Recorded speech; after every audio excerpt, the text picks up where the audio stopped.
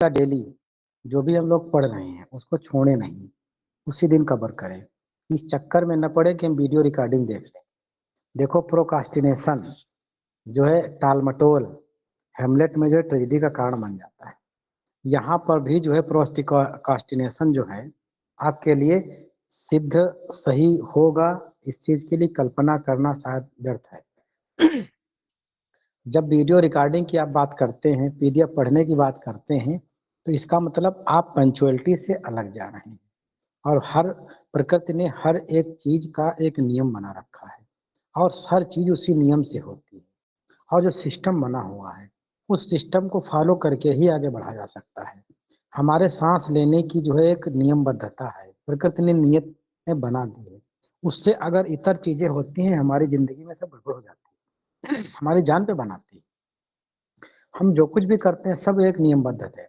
अगर हमने इन तरीके से जो है टीजीटी के पूरे सिलेबस को विदिन डेज़ 110 डेज़ का जो हमने टारगेट लिया है, हो सकता है कुछ कम ज़्यादा इधर-उधर हो जाए। इसमें जो है करने का हम लोगों ने सोचा है तो ये एक सिस्टम है। इस सिस्टम पे काम कर लेंगे तो इस समय अवधि के अंदर-अंदर जो है चीज़ों को हम अच्छे से कवर कर लेंगे। फिर जो बाद का समय बचेगा उसमें हम अच्छे से प्रैक्टिस करेंगे। प्रैक्टिस का मतलब प्रैक्टिस सेट अलग है। हम यहाँ पर जो है चीज़ें पढ़ रहे हैं और फिर साथ में प्रैक्टिस करते हुए चल रहे हैं। जैसे कि कल आप लोगों ने पढ़ा था किंग लियर, आज 25 क्वेश्चन का आपको मिल गया। तो ये तो पढ़ाई और टेस्ट सीरीज दोनों साथ में हम कर रहे हैं। लेकिन इसके अलावा भी टेस्ट सीरीज हमारी चलती हैं। जो इंटरेस्टेड होंगे उसको करेंगे, जिनको इंटरेस्ट नहीं है कोई बात नहीं। हमारा सिलेबस यहाँ पूरा होगा, 110 दिन लगभग हमने मान रखे हैं, कम ज़्यादा कुछ हो सकता है। जो सिलेबस पूरा लगभग हमने 75 डेज़ और 150 टॉपिक्स कवर करने हैं इसमें, इस दौरान अच्छे से कवर हो जाएँगे। फिर इसके बाद जो टेस्ट सीरीज चाहे तो हमारे साथ में आप लगाएँ, चाहे तो आप मार्केट की कोई बुक को लेकर के आप वहाँ पर चीज़ों को लगाते रहें। हमने भी टेस्ट सीरीज यहाँ पर जो बनाई है, मार्केट की बुक्स वाला तो काम लगभग हमारा पूरा हो रहा है। अब जो टेस्ट सीरीज हमारी आने वाली है, वो सेल्फ रिलेटेड क्वेश्चंस की आने वाली है, जो मार्केट के बुक्स में कोई क्वेश्चन वो अवेलेबल नहीं है। तो चीज़ें जो है डेली करिए, डेली लाइव जुड़िए, वीडियो रिकॉर्डिंग के सहारे न रहिए। वीडियो रिकॉर्डिंग उन लोगों के लिए है, जिनको जो है बाय द वे समय नहीं मिलता है और जो है वो रिकॉर्डिंग से अपना एडजस्ट कर लें। लेकिन अगर डेली समय नहीं मिलता है, इसका मतलब इस काम से ज़्यादा कोई ज़रूरी आपका और काम है, जिसको आप कर रहे हो। अगर इससे ज़्यादा वो ज़रूरी काम है, तो फिर हर व्यक्ति ज़रूरी काम को ही प्रेफ़र करता है। वरना परिस्थितियों की वजह से चीज़ें अगर नहीं कर पा रहे हैं, तो 1 दिन, 2 दिन, 4 दिन, 6 दिन, 10 दिन, ऐसी स्थितियों के बाद आप अपने आप को कहीं न कहीं समय निकाल ही लेंगे। पता चला कि जैसे हाउस वूमेन है, उनको खाना बनाना पड़ता है, तो 2, 4, 6, 10 दिन एडजस्ट करिए और फिर जो है घरवालों को भी आप धीरे-धीरे बढ़ाते जाइए। या तो 9 बजे के बाद खिलाइए खाना या तो जो है 7:45 के पहले खिला दीजिए। उनको भी थोड़ा एहसास दिलाते रहिए, धीरे-धीरे माहौल को एडजस्ट कर लीजिए और अपना समय यहाँ पर पढ़ने वाला निकाल लीजिए। और ये एडजस्ट आपको करना पड़ेगा हर जगह। अब आप सोचो कि यहाँ पर एडजस्ट नहीं कर सकते हो, जब आपका सिलेक्शन हो जाएगा, वहाँ कैसी परिस्थितियाँ आती, क्या आता है, वहाँ पे वो एडजस्ट करना पड़ेगा। वहाँ प्रबंधक से कहोगे क्या हमारे पास बड़ी ज़िम्मेदारी है, हम 7:45 पे नहीं आ सकते? नहीं कह सकते आप, नहीं आ सकते तो रिज़ाइन दीजिए, घर पे बैठिए जा कर के। वहाँ पे भी शर्तें हैं। तो उन चीज़ों को पाने के लिए यहाँ पर सबसे पहले अपने आप को पंक्चुअल करिए आप। डेली समय से जुड़ जाइए और पढ़िए। जो भी चीज़ें दिमाग में क्वेश्चन आते हैं, कन्फ्यूजन आते हैं, उनको दूर करिए और फिर पीडीएफ आपको मिल जा रही है, उसको एक बार रिवाइज़ करिए क्विक। हिंदी में आपने पढ़ा होगा द्रुत अध्ययन। आप उसमें पढ़ते हैं शिक्षण हिंदी की जब पेडागोजी पढ़ते हैं, द्रुत अध्ययन। तो एक गंभीर अध्ययन, अभी हमारे साथ गंभीर अध्ययन करिए। फिर जो है उसको रिवीजन करिए तो द्रुत अध्ययन करिए, फास्ट रिवीजन, क्विक रिवीजन और फिर इसके बाद आप टेस्ट में चले जाइए। टेस्ट में देखिए कि 25 में से 30 में से कितने आपके आ रहे हैं, कितनी कमी रह जा रही है। फिर अगले दिन दूसरा पढ़िए, फिर टेस्ट करिए और फिर जब संडे आए, तो संडे में जो है एक बार जितना पढ़ा लिखा है आपने पढ़ा है, उसको द्रुत जो है एक बार फिर से पढ़ डालिए।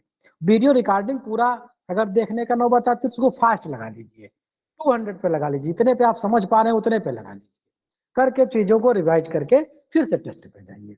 ये ऐसा करते जाएँगे, हमारा मानना है कि समय इतना पर्याप्त है कि आप अगर ज़ीरो से शुरुआत कर रहे हैं, तो भी जो है सिलेक्शन के लेवल पर अपने आप को लेके जा सकते हैं। बाकी आप लोग तो कई बार तैयारी कर चुके हैं, उनमें से कई साथी और नहीं तैयारी कर चुके, कम से कम सिलेबस तो कई बार पढ़ ही चुके हैं 2021 के बाद से, फॉर्म डालने के बाद, 22 के बाद।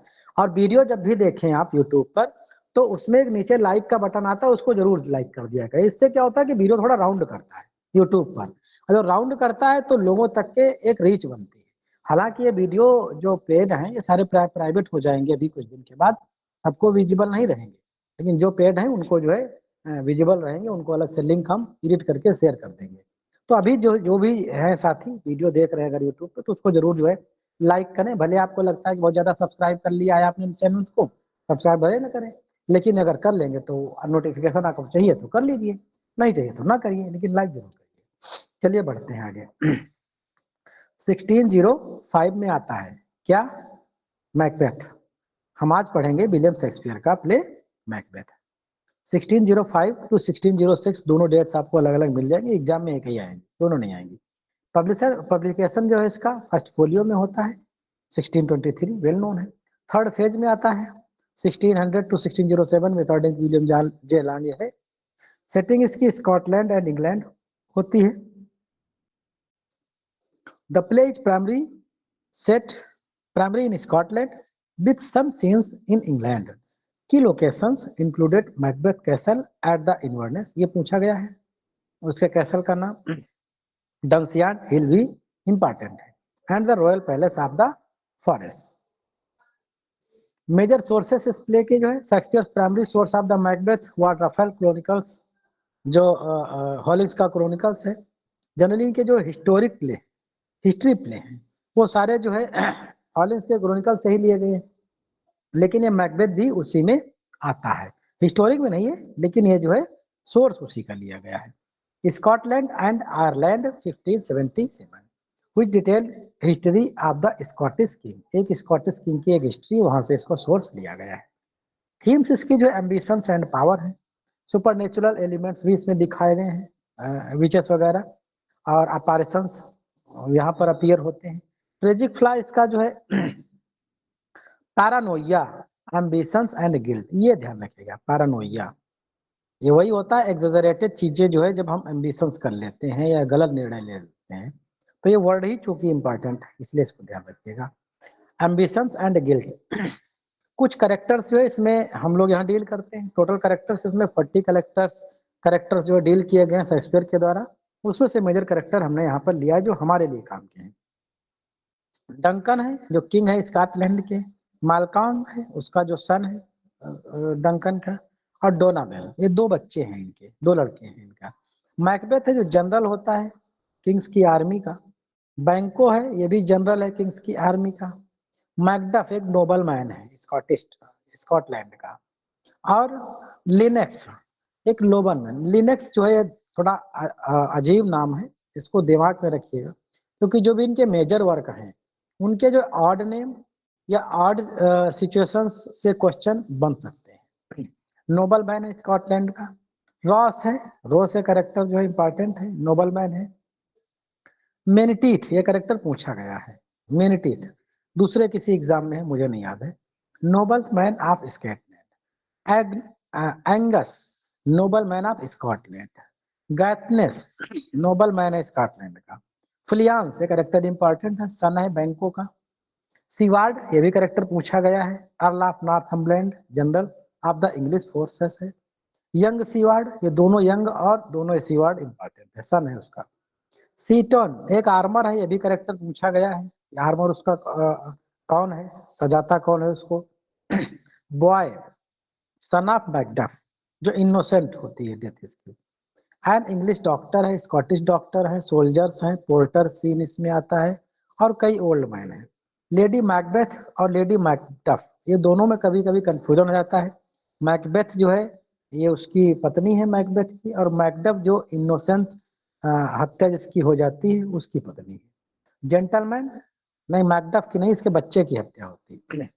कुछ जेंटलमैन है, लेडी मैकबेथ के अटेंडेंट है। हिकेट ये 3 विचेस है, इसकी लीडर है ये। और अपैरेशंस और बैंकों का घोस्ट, ये सारे सुपरनेचुरल रूप में यहाँ पर अपीयर होते हैं। प्रोटोगनिस्ट इस प्ले का जो है मैकबेथ है, और इसका एंटागनिस्ट भी यही। प्रोटोगनिस्ट पहले फर्स्ट हाफ में प्रोटैगनिस्ट रहता है और बाद में जो एंटागनिस्ट का रोल ही निभाता है। कई बार जो है इसके रिपीटेंस के स्पीचेस आती हैं जो इसको लगती है कि शायद जो है कि परिस्थितियों का या लोगों के प्रोवोकेशंस का मारा हो जाता है। प्रोवोकेशंस और इंस्पिरेशन दोनों ऐसी चीजें हैं व्यक्ति को कहाँ से कहाँ पहुंचा सकती हैं। इंस्पिरेशन जो है आपको सकारात्मक दृष्टि में ले जाती है, प्रोवोकेशन जरूरी नहीं सकारात्मक ले जाए, नकारात्मक भी पहुंचा जाती है। लेडी मैकबेथ का प्रोवोकेशन इसको बर्बादी की तरफ ले जाता है। लेटर थेनाफ का पहले जो होता है थेनाफ ग्लेमिस होता है, ये भी क्वेश्चन बना हुआ है, और बाद में जो है ये थेनाफ काउडर बन जाता है और बाद में किंग बनता है। तो 3 पोजीशन इसकी बताई गई हैं पूरे प्ले में। एंटागोनिस्ट की अगर बात करें तो वही मैकबेथ हिमसेल्फ रहता है, और इसको जो फोर्स करते हैं तो वो जो है जो इसको डिसगाइज कर देते मिसगाइड कर देती हैं, वो जो है कुछ एक्सटर्नल फोर्सेस लाइक विचेस और अपैरिशंस वगैरह होते हैं। विटी करेक्टर्स जो इसके जो porter is the character most associated, witty character comic relief इसी के माध्यम से इसमें आता है। Macbeth consist 5 acts and 20 scenes इसमें टोटल जो है आते हैं। फेमस एक्ट और सीन जो है इसमें से एक्ट फर्स्ट और सीन थर्ड इसका फेमस है क्योंकि बैंको का encounter with witches popularize Macbeth rise to power, जो बताती हैं सारी विचेस जो है कि तुम्हारी जो है पावर आगे बढ़ेगी। एक्ट फर्स्ट सीन थर्ड में आता है। एक्ट फर्स्ट सीन सेवंथ में Macbeth wrestles with his conscience about killing king Duncan, वो पता चल जाता है कि शायद जो ऐसा कुछ होने वाला है। मैकबेथ का दिमाग इस चीज को आगे बढ़ने लगता है। एक्ट 2 सीन फर्स्ट जो है the is this a dagger, ये डैगर सीन है। एक्ट 2 सीन फर्स्ट ये फेमस सीन है, पूछा गया सीन है, और ये स्पीच भी वहीं से ली गई। इज दिस डैगर, क्या डैगर है विच आई सी बिफोर मी, जो मेरे सामने मुझे दिख रही है, और इसकी जो है जो मूठ है जो उसको पकड़ने वाला हैंडल है वो मेरी तरफ ही है, और ले किधर जा रहा है डंकन के चैम्बर की तरफ लेके जा रहा है। सोलिलोकी है उसकी जो है। एक्ट थर्ड सीन फोर्थ में है द बैंको सीन आता है, वेयर बैंको घोस्ट अपीयर, जहां पर बैंको मैकबेथ की सीट पे आकर के बैठ जाता है, उसके सिंहासन पे बैठ जाता है, वहां पे वो बड़ा भयभीत होता है। एक्ट फर्स्ट सीन फर्स्ट में lady Macbeth sleep walking scene आता है। आउट ऑफ डेम स्पॉट एक स्पीच वहीं से आती है। और टोटल लाइंस की अगर बात करें तो 2106 2106 लाइंस इसमें अप्रोक्सीमेटली डील की गई हैं according to William Shakespeare. Total words इसमें जो है 17,221 वर्ड्स हैं इसमें। Songs the witches sings the following song in the play, act fourth scene first में आता है double double twelve and trouble, ये पूछा गया है ये line act fourth scene first की है, और इसकी स्पीकर कौन है विचेस है। टोटल डेथ्स की अगर बात करी जाए तो number of deaths King Duncan act 2 scene 2 में मर्डर बाय मैकबेथ, लगभग इसमें जो डेथ्स हैं 6 डेथ्स हैं इसमें क्रिटिक्स मानते हैं, और एक गार्ड्स की डेथ होती है एक्ट 2 सीन थर्ड में, मैकबेथ ही मार देता है। बैंको को जो एक्ट थर्ड सीन थर्ड में मारता है, जो हार्ड असैसिनेंस होते हैं जो हत्यारे होते हैं मैकबेथ के वो जो है मारते हैं। Lady Macduff and her childrens act 4 scene second में मर्डर बाय हार्ड, जो उसके ग्रुप होता है हत्यारों का उसके द्वारा मार दिया जाता है मैकबेथ के ऑर्डर पर। और young Siward act first scene 7 में जो है मैकबेथ के द्वारा खुद मार दिया जाता है। मैकबेथ एक्ट फिफ्थ सीन 8 में किल्ड बाय मैकडफ, मैकडफ के द्वारा ये मैकबेथ को भी मार दिया जाता है।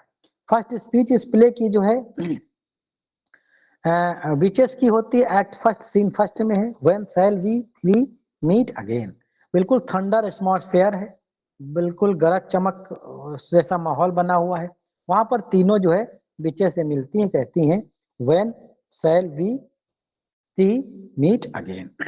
Total speeches in the play 680 speeches जो है इसमें डील करी गई हैं। लास्ट स्पीच जो है इस प्ले की है the final speech Malcolm act first scene 8 में आता है।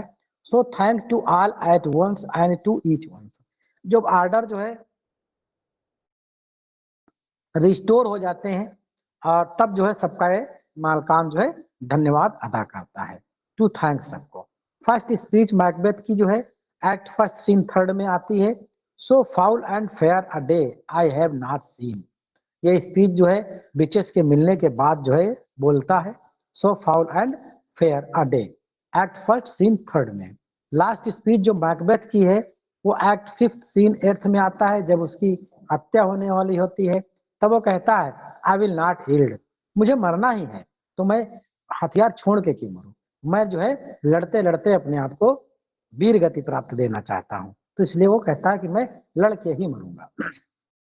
First speech of lady Macbeth, चूंकि ये फेमस कैरेक्टर है इसका, एक्ट 1st सीन 5th में आती है। They met me in the day of success, अब जो है तुम सफलता के लिए जो है आगे बढ़ रहे हो और सफलता तुम्हें जल्दी ही मिलेगी, तुमको आगे राजा भी बनना है, ऐसा कुछ वहां पर बताती है। लास्ट स्पीच जो है लेडी मैकबेथ की, एक्ट 5th सीन 1st में आती है। वो डैम्ड स्पॉट, और आउट ऑफ स्टेज इसकी डेथ भी हो जाती है, माना जाता है कि सुसाइड कर लेती है, लेकिन जो है ये ऑन स्टेज ये नहीं दिखाया जाता है।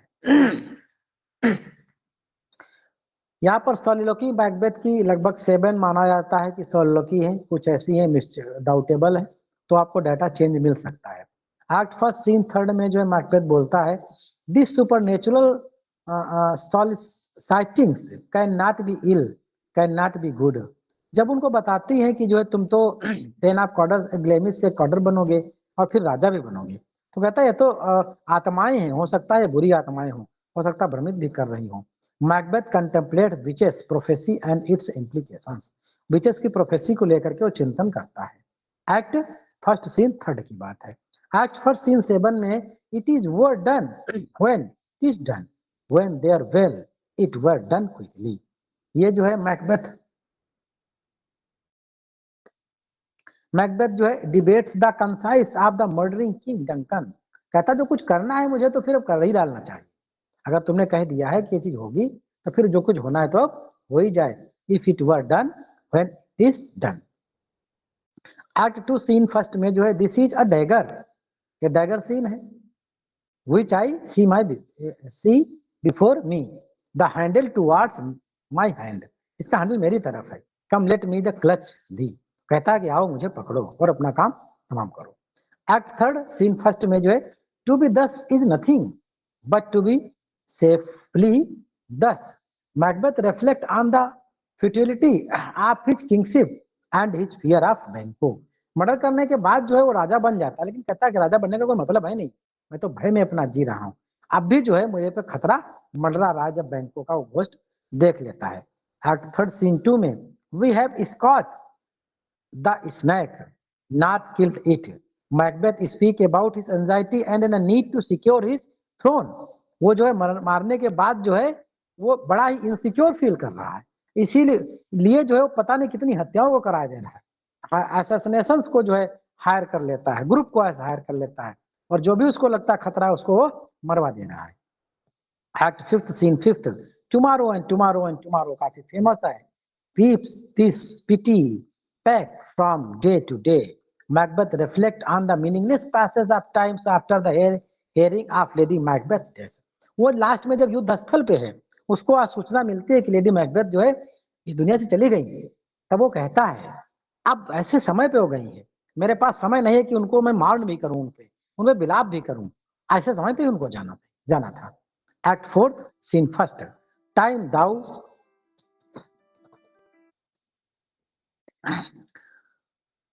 दाउ anticipates my dread exploits, although brief this soliloquy is the reflection of Macbeth increasing the recklessness, ये जो है लास्ट में बोलता है कि चीजें जो है शायद हमारी लापरवाही का नतीजा है, जो ये सारी चीजें जो है हो गई हैं। अब देखते हैं लेडी मैकबेथ की 2 सोलिलोक्वीज हैं। एक्ट 1st सीन 5th में आती है, the ravens himself is horse that Crocs the फाटल entrance of Duncans, under my battlements come your spirit, thou tend on mortal, thou unsex me here, वो यहाँ पर ये कह रही है कि जो श्रावण स्वसत काले कौवे होते हैं, यहाँ पर मजबून इसका ये है कि मुझे जो है तुम गंभीर बनाओ, तुम मुझे साहस दो कि मैं अपने हस्बैंड, जो मेरा भोला हस्बैंड है मैकबेथ, उसको इस लायक बना सकूं कि उसके अंदर इतनी हिम्मत जो है मैं भर सकूं कि जो है वो आगे के अपने जो मिशन को कामयाब कर सके, और अनसेक्स नहीं, मुझे जो है जो लेडी वाले गुण हैं उनसे हटाओ, मुझे जो है मेरा जो है एक बड़ा ही जो है पुरुषत्व वाला चीजें हिम्मत हमारे अंदर भरो, ताकि आगे का जो मैटर है उसको हम आगे सहज करा सकें।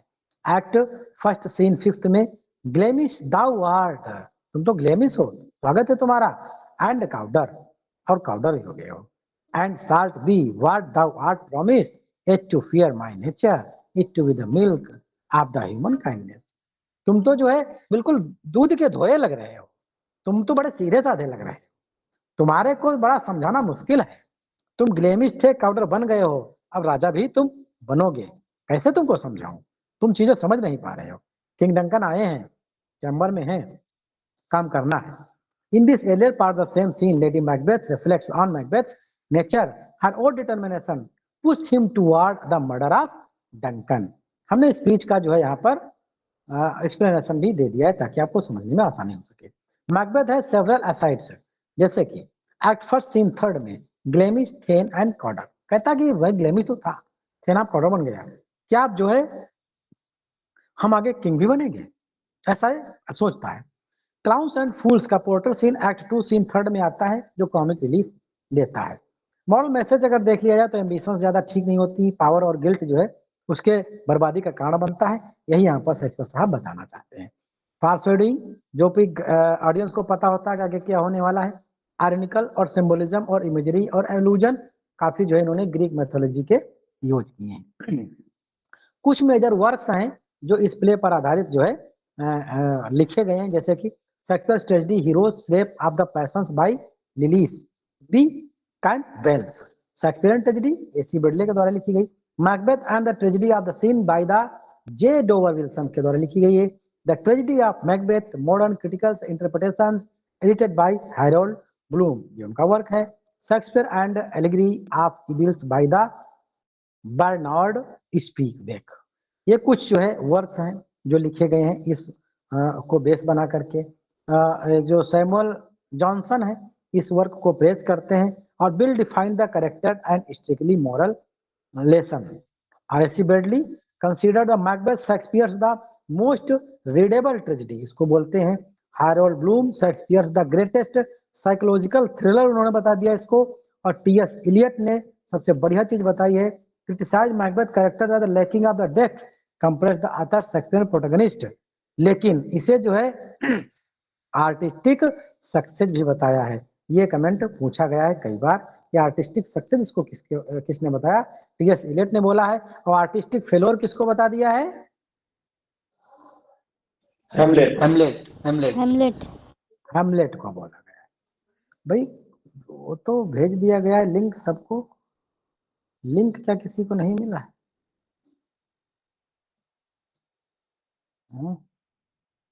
लिंक सबको भेज दिया गया है बराबर।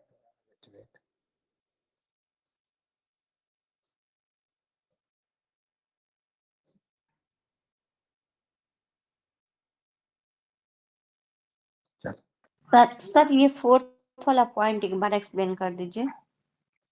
यस, इलियट ने इसकी क्रिटिसाइज किया है कि इसमें जो करेक्टर है उसकी गंभीरता का इसमें कमी है, लेकिन इसके बावजूद भी जो है उन्होंने इसको सक्सेस बताया है और हेमलेट जो है इसको फेल्योर बताया है। कलात्मक रूप से इसको सक्सेस बताया है मैकबेथ को, और हेमलेट को जो है उन्होंने आर्टिस्टिक फेल्योर बताया है। ठीक है।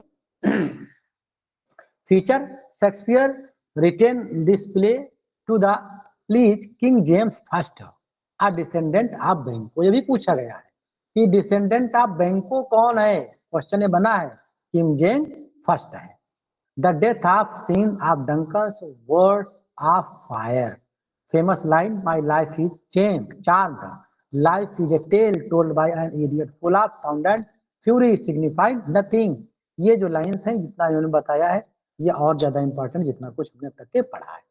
तो ये तो रहा आज का मैकबेथ का प्ले। अब इस पे बेस्ड जो है कुछ हम एक्सरसाइज करते हैं, फटाफट बताते जाइए। In what year was Macbeth published? जी 1623 में पब्लिश हुआ है,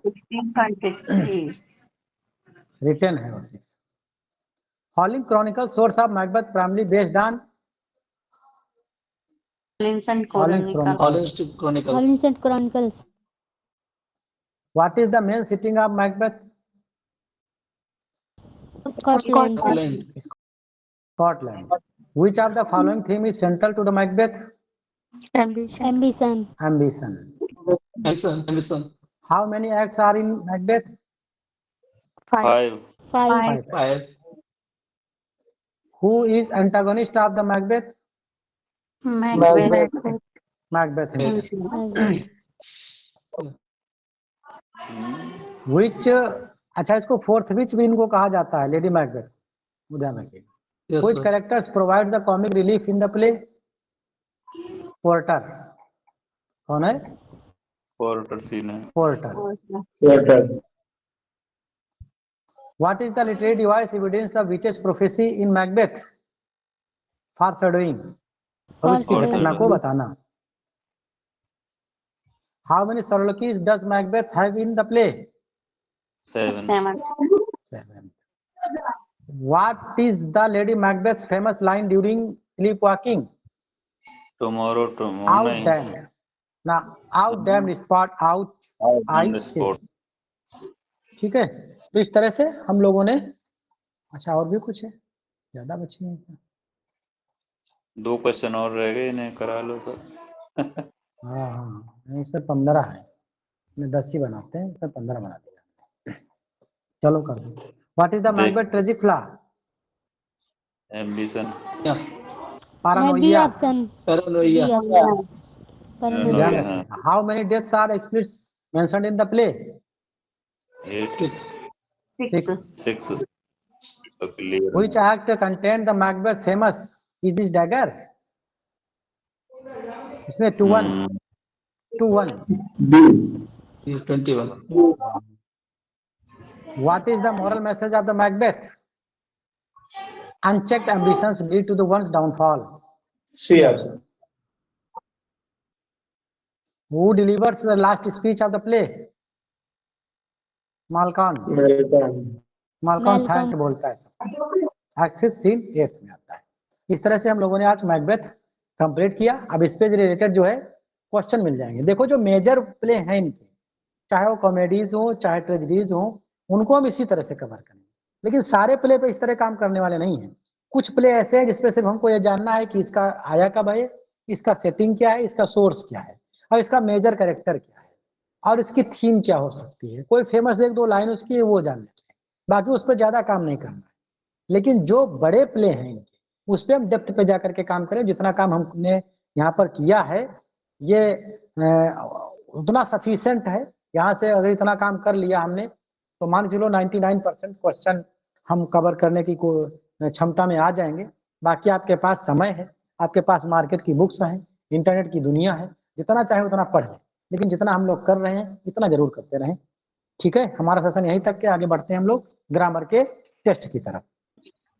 थैंक यू.